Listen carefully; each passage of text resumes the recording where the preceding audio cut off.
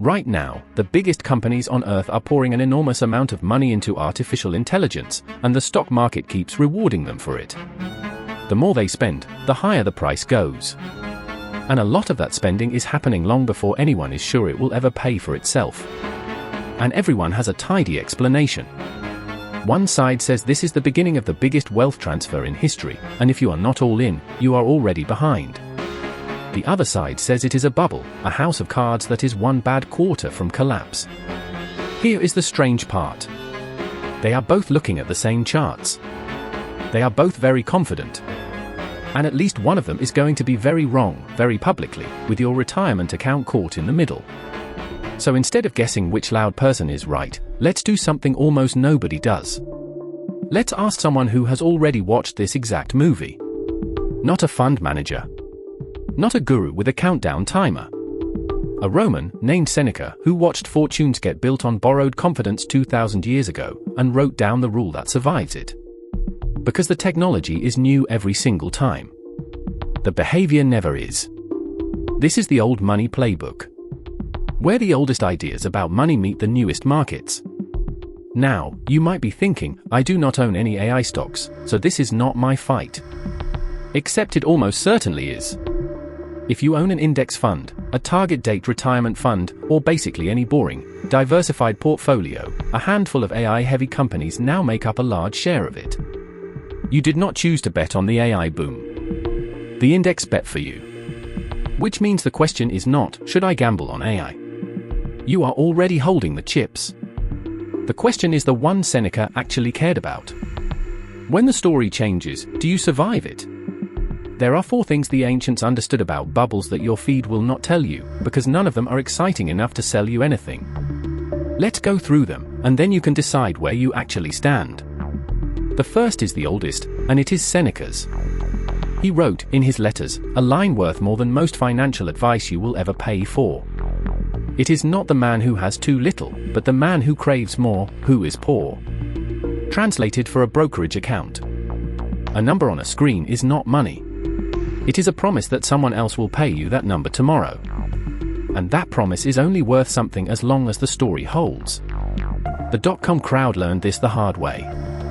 In March 2000, the Nasdaq peaked near 5,000. People were millionaires on paper.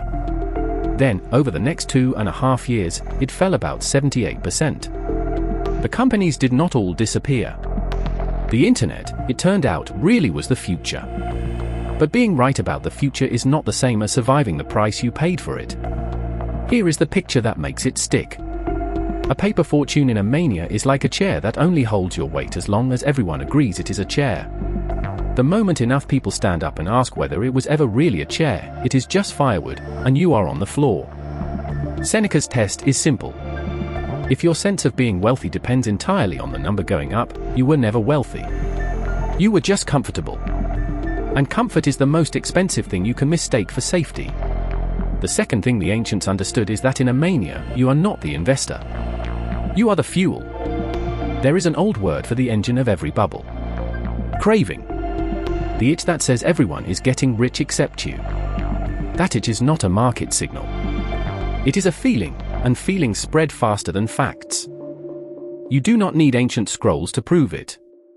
In 1637, in the Netherlands, the price of a single tulip bulb rose to the cost of a house, because everyone could see everyone else getting rich, and nobody wanted to be the fool who sat it out.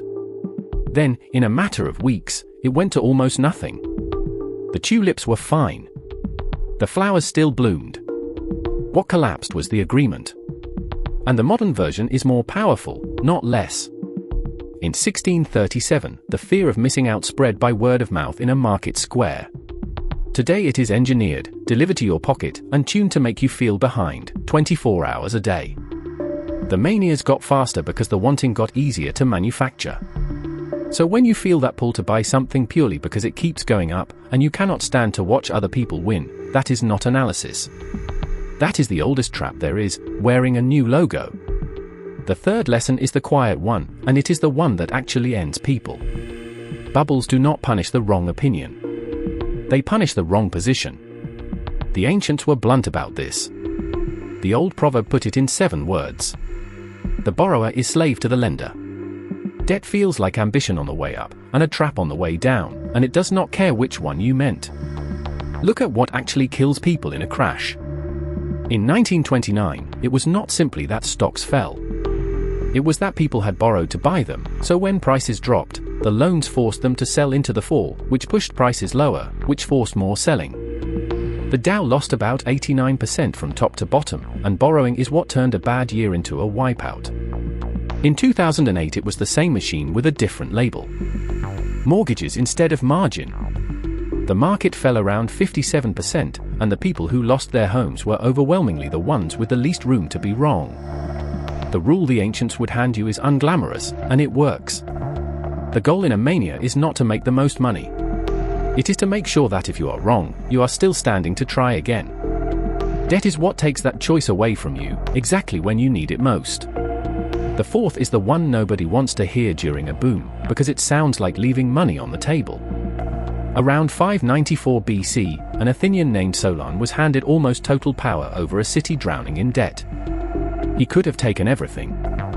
Instead, he cancelled the crushing debts, refused to make himself a tyrant, and walked away. Ancient writers say he was asked why, when he could have had it all. His answer, roughly, was this: because enough, defended on purpose, outlasts more, taken by force.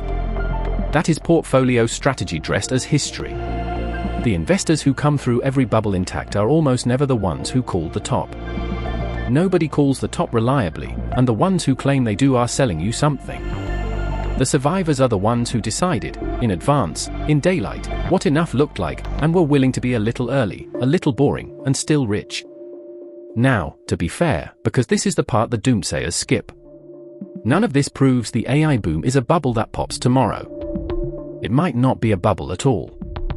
Real revolutions do get built in exactly these conditions, and the people who sat out every scary-looking rally have missed the actual future more than once. Being permanently afraid is its own way to lose. And to be just as fair to the other side. Being right about the technology has never once guaranteed that you survived the price. Both things are true at the same time. That is the whole point. This is not about whether to believe in AI. It is about whether you can be wrong about the timing and still be okay. So who actually pays when a mania like this unwinds? History is depressingly consistent. It is not the biggest players who get rescued or hedged or bailed out. It is the person who arrived last, bought with borrowed money at the top because the story was loudest right before it broke, and had no cushion to wait for the recovery. The recovery almost always comes. It just often comes after that person has already been forced to sell. The ancients were not smarter than us. They just watched the same human being do the same thing enough times to write down the pattern. Craving pulls you in. Debt removes your exits. And the absence of enough makes sure you never take the win. The technology in front of you is genuinely new. What you do about it is 2,000 years old. Seneca, a man who never saw a stock, left you the only question that actually matters here. Not, can you get rich? But, can you survive being wrong? Answer that honestly, before the market answers it for you. If you want the one thing Seneca got wrong about money, that is the next one. This has been the Old Money Playbook.